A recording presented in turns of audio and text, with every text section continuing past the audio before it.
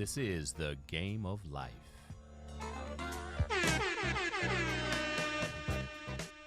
Welcome to the Game of Life. I'm your host, Gale Nelson, President and CEO of Big Brothers, Big Sisters of Miami. Pleased to have in the show today a good friend and the president of Haj Media, George Haj. George is a longtime fixture in the South Florida media. I'll give you a couple just little tidbits about George. 30 years newspaper editor, including 13 of which at the Miami Herald, a decade at the Houston Chronicle. 2 years ago, he started Haj Media, founded Haj Media, where George and his team work with law firms and various corporate clients. And George is currently leading the Miami Herald's Influencer Series. George, when do you sleep, my friend? Don't get too much, but that's okay. I'm used to it. It's almost as crazy as being full-time in the news business and being on 24/7. I tell you what, well, George, welcome, first of all. Welcome back. We've certainly worked with you in the past. Well, great to have you in the studio today on The Game of Life. This is my new toy, this mentoring podcast, and I just love having you here in the studio with me. This is great. You got a great setup here. A lot more technology since I visited a couple of years ago. I tell you, and that's a direct result, and I always take time to shout out the Irie Foundation. We have an incredible partnership where we help kids in so many different areas, including music and the arts. And so this studio that we're sitting in right now was named after DJ Irie's mom. Her nickname was Boogie. So we're here in the Boogie Live studio here at Big Brothers, Big Sisters of Miami, and let's talk media. And you talk about a 24-hour news cycle. I mean, nonstop. There's something going on all the time in whatever context. How has media changed from your perspective over the years? Well, I mean, part of it is just the speed at which everything moves, Gale. You know, you and I, you're younger than I am, but you and I are old enough to remember when the way you got news was a print thing, and it landed on your doorstep in the morning, and you picked it up to learn about what was going on in the world. That's right. And then a few years ago, you might have gone on and, opened up your computer, logged in, and looked at some news websites. Now you reach over to your nightstand, you grab your phone, and you see all the news alerts and the Twitter feeds and what's on Facebook. It is instantaneous. That's right. Which has been, for both good and ill, I think. Everything just moves very, very fast. Reporters often, are not spending days on a story; they're spending hours on a story. Sometimes less than that, which sometimes means that there are some more mistakes along the way. But I think that's the biggest change. Obviously, media has also been hugely disrupted. Used to be there were a few major players. You had the three, TV news shows in the evening, Right. CNN, the major newspapers, and now you have all manner of digital sites, traditional sites, TV. And it's coming to you in different ways. You're not necessarily getting it from the Miami Herald, even though that is a significant source, but you're getting it through your Facebook feed. You're getting it through social media, what your friends share, what colleagues share.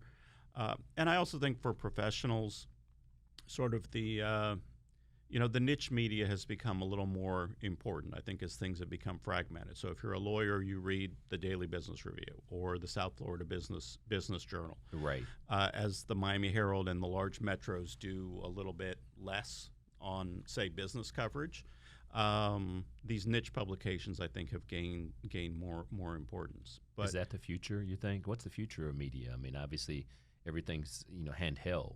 Here it is. I get everything Right. I need, 24-hour news cycle. What do you think?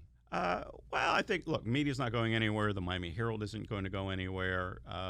But, the model is changing. And, media outlets are going to be, they already are, asking us, the readers, the subscribers, to pick up a little more of the freight, to pay for the news.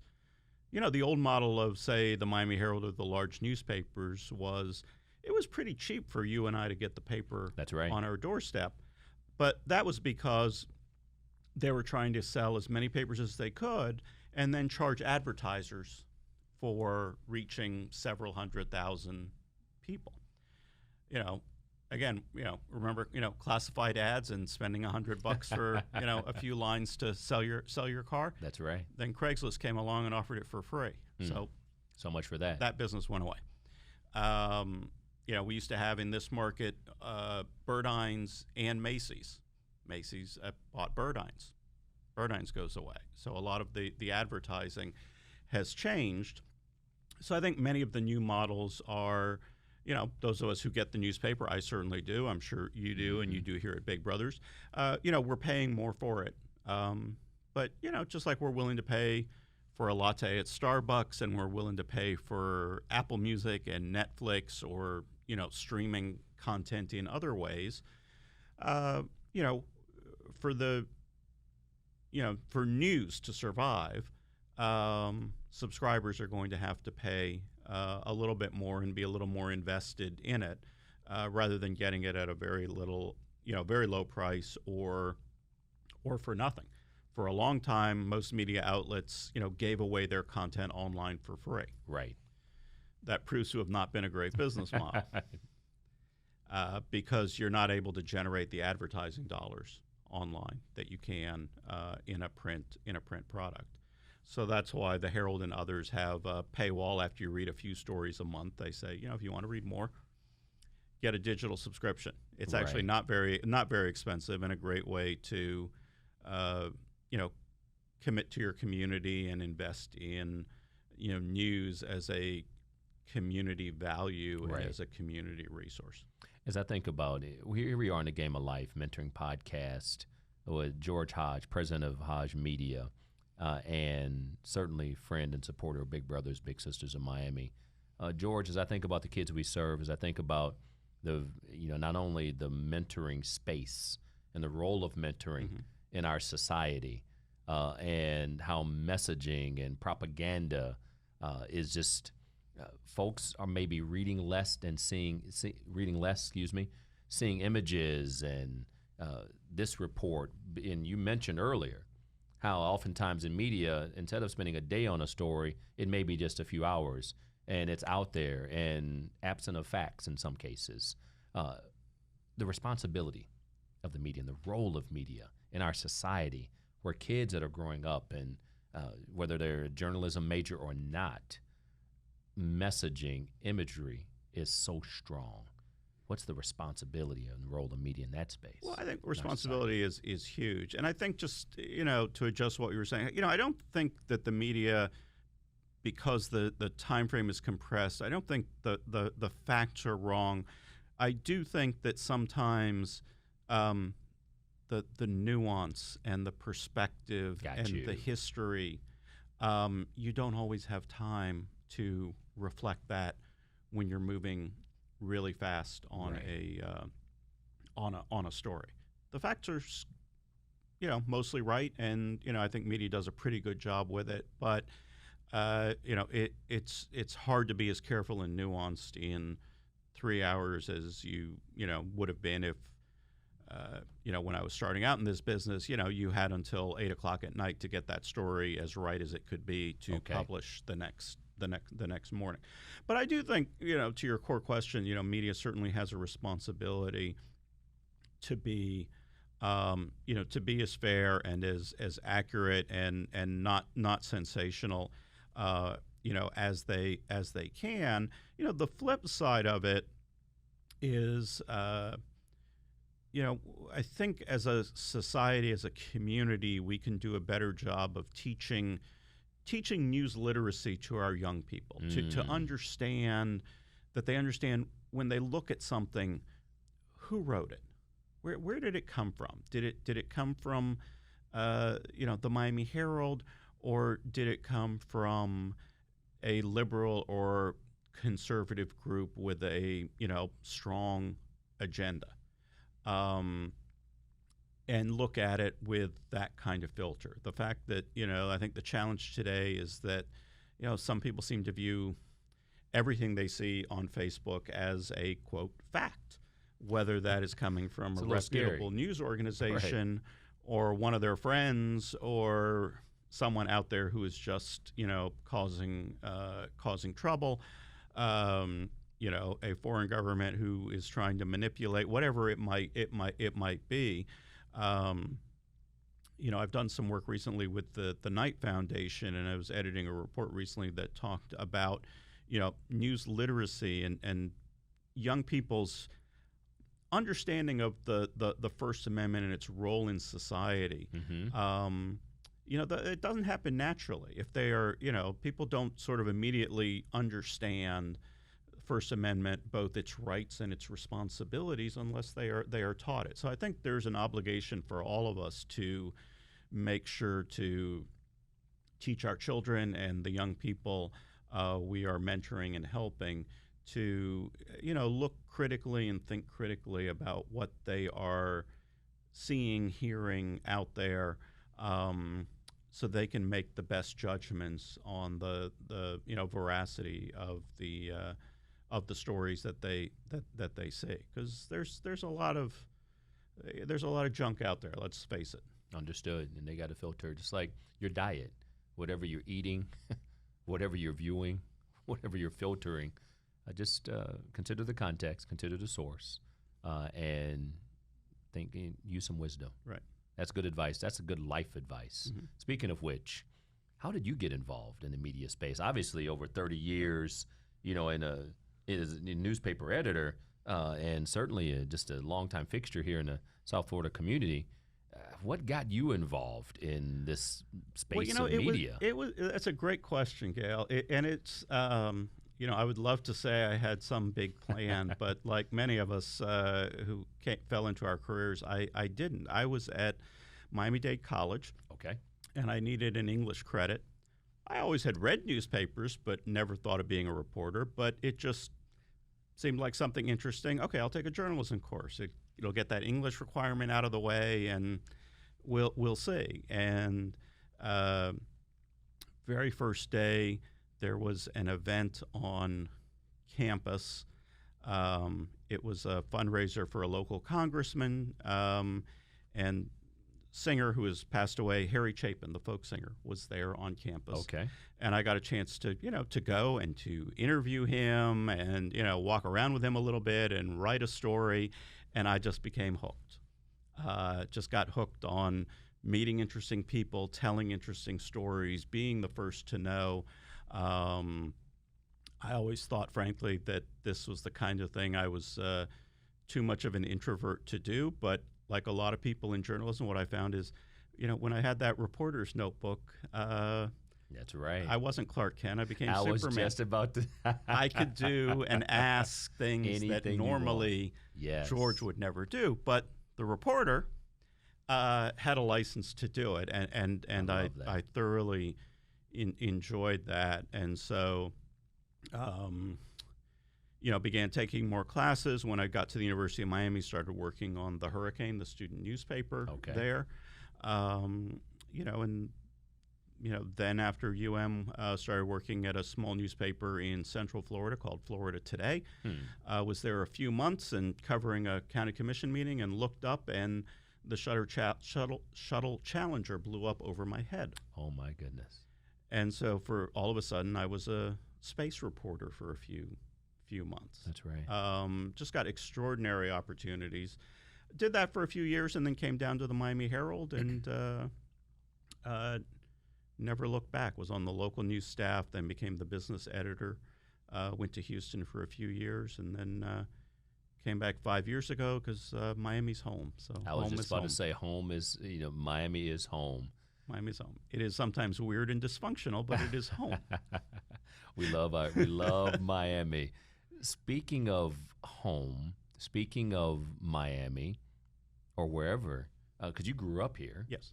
And I ask this of every guest, and I just recently asked this question of someone in terms of just those mentors in your life and who influenced you.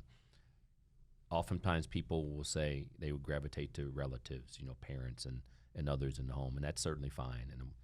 But you, your family, and mentoring, if you had to think of someone, I mean, of course you've had many mentors. I get that. People give me that. I get it. But that one significant person, who is that? What did he or she teach you? I've been thinking about that and yes, I've had wonderful mentors Sure. at the Miami Herald, Dave Lawrence and Yes. Alberto Ibargüen, the publishers. Yes. Brilliant men and taught me a Pillars. lot. But much younger, when I was in high school, I went to Southwest High School here in Miami. Eagles, right? Eagles, Southwest Do you Eagles. know we just started Very a good. partnership with them, and so we have little brothers and little sisters Really? at Southwest High School. That's wonderful. So this shout out to the Eagles of Southwest High School. We're having our 40th high school reunion That's awesome. in about 3 weeks, so I'm very Beautiful. excited to see everyone. Anyway, when I was a senior in high school, they had a program at the time to partner some high school seniors with people in the community, internships basically. And I had an internship at the Miami-Dade County Commission with Ruth Shack, Yes. the legendary former then county commissioner. Mhm. She has had a storied career, and I spent a few months working with her and her assistant, who unfortunately I can't remember her name, but the two of them were just such wonderful people, not just in teaching me about county government, but teaching me in a professional setting how to answer the phone, how to talk with people, how to dress, how to coordinate, match your socks to your slacks. Not something you think much about in high school, but Right. when you're putting on a suit and tie, they taught me a whole bunch, or they would point me to look at so and so speaking, how they're kind of put together, how to write professionally. Those kind, and I thought I was a smart kid. I was on the debate team and did pretty well in school. But when you go into a professional setting, into a work setting like that, Yes. even if you do pretty well, even if you're doing well in school, it's a different game. That's right. It's a different place. And I will just always be indebted to Commissioner Shack and the folks around her for just being so incredibly, kind and gracious in not just the work I was doing. They could have just sat me in a corner and said, "Okay, watch stuff," and That's that. right. But they kept me very involved. But again, they gave me these sort of little lessons or subtle digs and just things about how I would fit in better in a professional environment. And I will I will never forget those lessons, and I have tried to carry them forward when I have interns and mentors and younger people, sometimes not even younger people, around me, where I can offer a little bit of semi-personal / professional advice to help them. But she was one of the first who really made an impact on me, and helped me quite a bit. And the things you still apply today. Yeah. And you pass on to others. Right. That's what mentoring is. And certainly, big brothers, big sisters, and what we do, you get it, personally, professionally.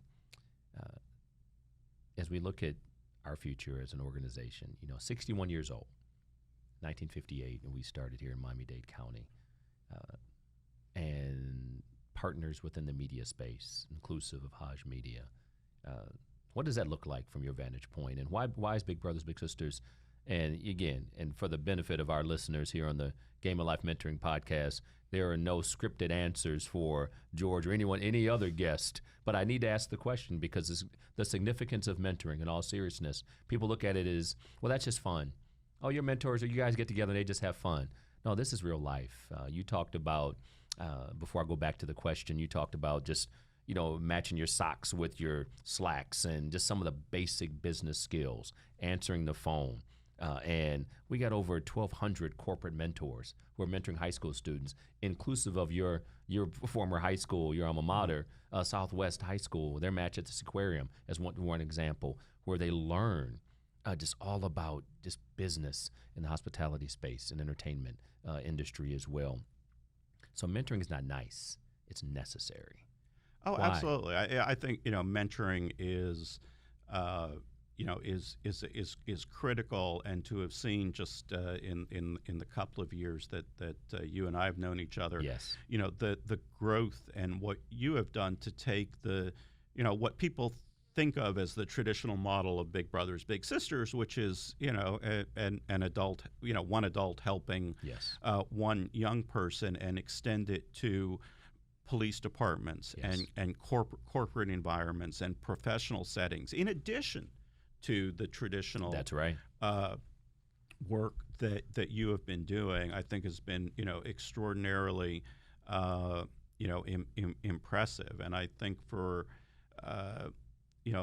media, looking for ways to connect to the community, finding ways to work with you and Big Brothers Big Sisters, is critical. I mean, I'm not running a newsroom anymore, but I do think as we were talking earlier, there may be some opportunities around some of these questions of media literacy, and should you believe everything that you see on Facebook or Instagram? There may be some ways for some of the media professionals in town, whether in newspaper and TV, or those of us who are doing some more communications and public relations work, to work with Big Brothers and to work with your mentees on some of these skills. The side thing that we really haven't talked about is just also, we also know there are parts of social media that are quite corrosive and very difficult for our young people to navigate. And so I think to the extent that media and personalities in media can again help work with you and your mentors and mentees to understand that and just mitigate some of the the awful messages that are out there. I think there may be a helpful role in that.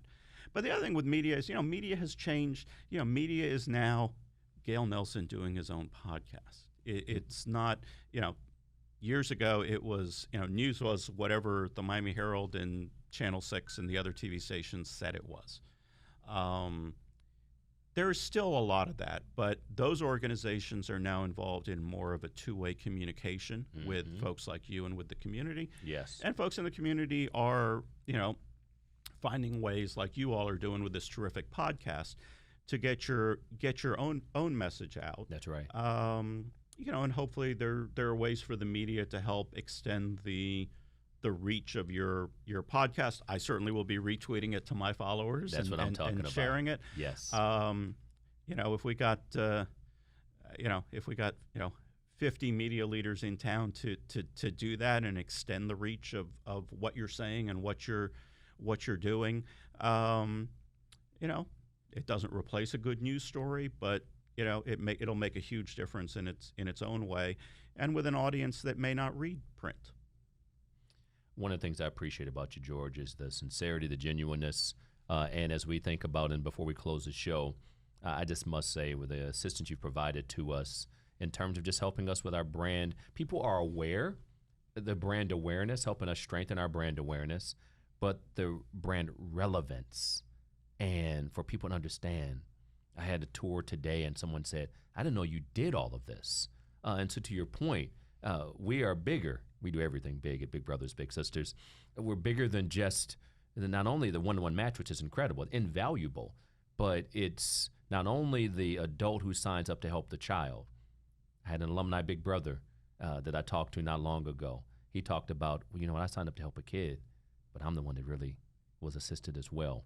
So thank you, and all the media partners that you bring to our table. You just say, Gale, think about this. You are an influencer, my friend, and you're helping us influence what's going on here in Miami. And our littles grow up, and they travel all across this world. So we're truly impacting the world, not as a cliche, not as just some coined phrase, but thank you for the partnership, George. Thank you, Gale. It's a pleasure to be here.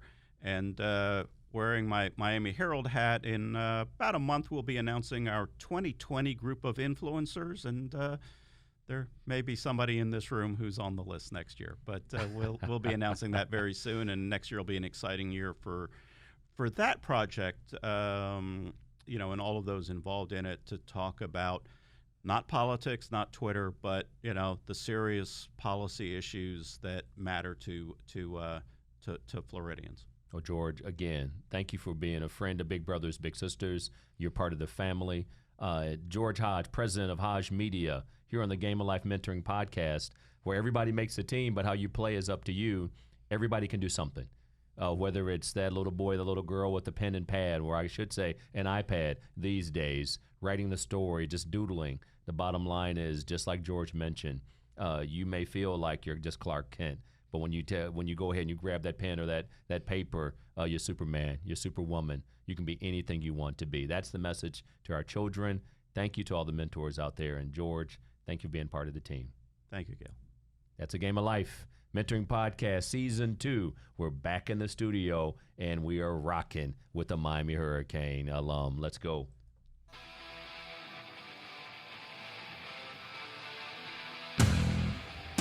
Hey, this is Gale Nelson, President and CEO of Big Brothers Big Sisters Miami, the host of The Game of Life, where everybody makes the team, but how you play is up to you.